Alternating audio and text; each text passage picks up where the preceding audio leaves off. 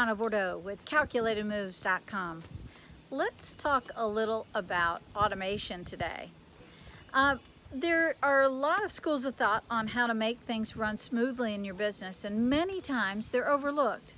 We typically like to look for a person to handle a task that we don't want to handle. And that's okay, but there's some steps that you are maybe missing in your process before you do that. So I'm going to walk you through a couple of things that I use in my studies of making sure that we are doing everything in the most efficient way. First off, we'll give you a little acronym. I stole this from my friend Ari Meisel at Less Doing. He tells us to optimize, automate, and then outsource in that order. So taking one particular task, let's look, first off, it's easiest to take a task you don't like to do. Take a look at that task. Is there a way to optimize that task? First off, is there an easier way to do it? Should it just not be done anymore? Heaven forbid. I run into so many cases where I'll ask the question, hey, why do you do that? I don't know, because we've always done it that way. Well, take a look and make sure that's not the answer. That's not a good one. Or if it is, stop doing it. What would happen if you stopped doing that task? That's another question to ask yourself. Next up, let's say that you have it as streamlined as you possibly can. The next step is to look at ways you can automate a task. Let's talk about automating for a minute.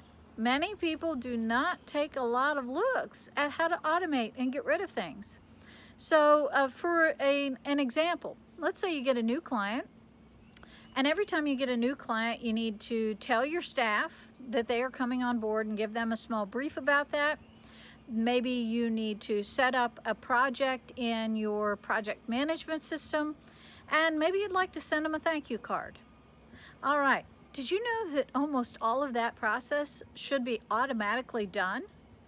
If you haven't checked it out already, check out Zapier.com. That's Zapier.com. Zapier has the ability to link a lot of applications, and they don't even have to be applications. It could be as simple as putting something in a Google Sheet, sending an email that can trigger all of those other actions to happen. And it is awesome how it can link different applications together. You can also check out IFTTT, if this then that. It's a shortcut.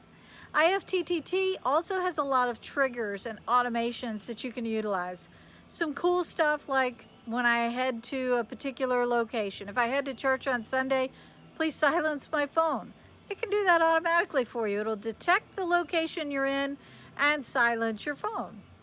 So there are a lot of things like that that are a lot of fun to deal with, and also can make your life a lot easier, less trouble, and automate some tasks that you've just thought you had to have somebody else do. So take a look. One of the services that we are implementing for our clients now is to help them analyze their processes a little more and look at what they can do to automate some of their tasks and streamline. So if this is something that interests you, I'd be happy to talk to you. This is kind of one of my pet projects I've always believed in. We are very efficient at Calculated Moves, and it's because I love to look at process automation.